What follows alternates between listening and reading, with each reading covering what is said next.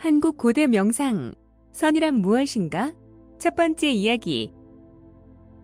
선은 산스크리트어 디아나와 사마드를 함축한 언어다. 디아나를 음역한 선나의 줄임말로 선정으로 번역되고 사마디는 삼매로 번역된다. 선은 안으로는 혼란치 아니하며 밖으로는 물질의 상을 여미는 것으로 마음을 집중하여 갈고 닦는 것이다. 따라서 선은 침묵하는 집중의 명상으로 깨달음의 지혜를 얻는 것을 말한다. 선은 인도에서 석가모니 이전부터 행하던 수행법이지만 불교에서는 마음을 깨치는 실천 수행법으로 발전시켰다. 특히 선종에서는 불교의 경전의 독파보다는 더욱 중요시하는 수행법이다. 우리에게는 누구나 부처가 될 수 있는 불성을 가지고 있다는 말은 마음의 위대함을 말하고 있다. 마음은 펼치면 무한 공간이요, 줄이면 한 점에 불과하다. 금방이라도 지구를 한 바퀴 돌 수 있는 것이 마음법이다. 하지만 백화점의 쇼윈도에 진열된 상품을 보고 생기는 구매 욕구, 견물생심이 또한 마음이다. 때르타는 29세에 출가하여 35세의 보리 수나무 아래에서 마음을 깨달아 부처님이 된다. 부처는 부가의 다른 이름으로 깨달음을 얻은 이를 총칭한다. 석가 부처는 태어나서 언제나 사라지는 현실 세계의 육신에서 태어나지 않고 죽지 않는 절대적 존재인 진리의 세계, 니르바나를 찾았다. 니르바나는 현실 속 어딘가에 있는 것이 아니다. 깊은 침묵의 참선 끝에 찾아낸 본래의 자리, 증여다. 니르바나는 번뇌가 소멸한 상태 또는 완성된 깨달음의 세계를 의미하는 불교 교리로서 법력의 원천이 된다. 법력이란 주관적 깨달음이 아닌 객관적 깨달음을 말한다. 그것은 눈에 보이지 않는 기의 에너지일 수도 있고 영혼의 세계를 제압하는 영적인 능력일 수도 있다.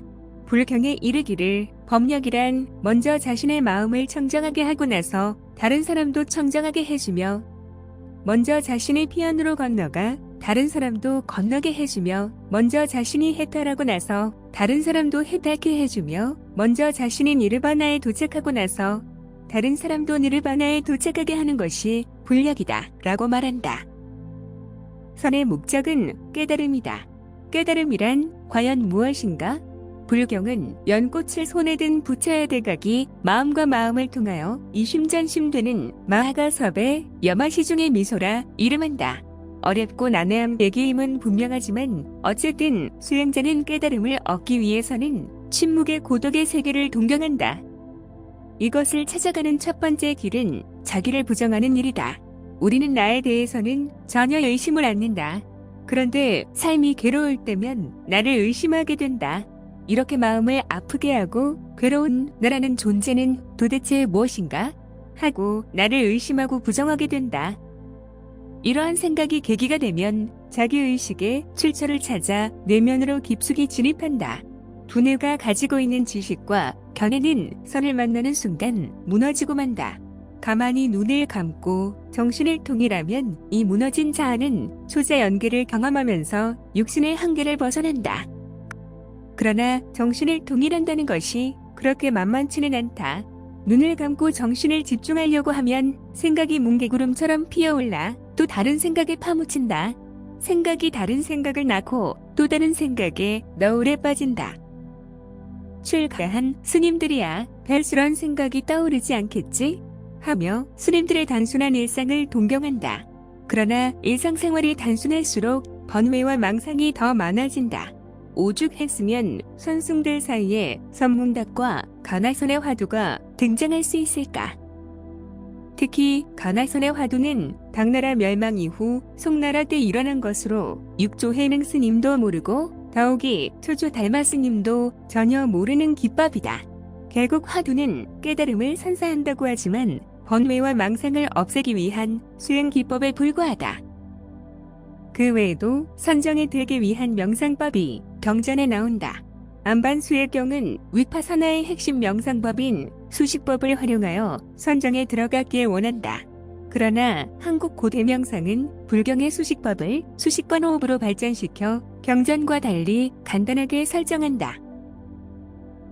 하나 하면서 숨을 들이쉬고 하나 하면서 숨을 내뱉는다. 숫자를 하나에서 10까지 세만다. 11, 12를 세지 않고 다시 돌아와서 숫자를 하나에서 10까지 세만다. 그 이유는 종국에는 숫자를 내려놓는 까닭이다. 유튜브 한국 고대 명상 수식관 호흡을 참조하세요. 수식관 호흡은 부채가 바람을 일으키듯 숫자와 호흡을 다른 방향으로 유도하는 자기 최면의 기법과 동일하다. 하지만 종국에는 숫자까지 내려놓는 무심히 결정판이 된다. 처음에는 숫자를 잘 셈하지만 또 어느 틈에 다른 생각에 파묻혀 숫자를 잃어버린다. 그러면 다시 한번 하나 하면서 숨을 들이쉬고 하나 하면서 숨을 내뱉는다. 둘 하면서 숨을 들이쉬고 둘 하면서 내뱉는다. 셋 하면서 숨을 들이쉬고 셋 하면서 숨을 내뱉는다. 숫자와 호흡은 계속 셈하지만 내가 왜 숫자를 셈하는가를 잊어버리고 또 생각에 파묻힌다. 침묵의 명상이 어렵다는 것을 실감할 즈음에 어느덧 집중은 완성된다.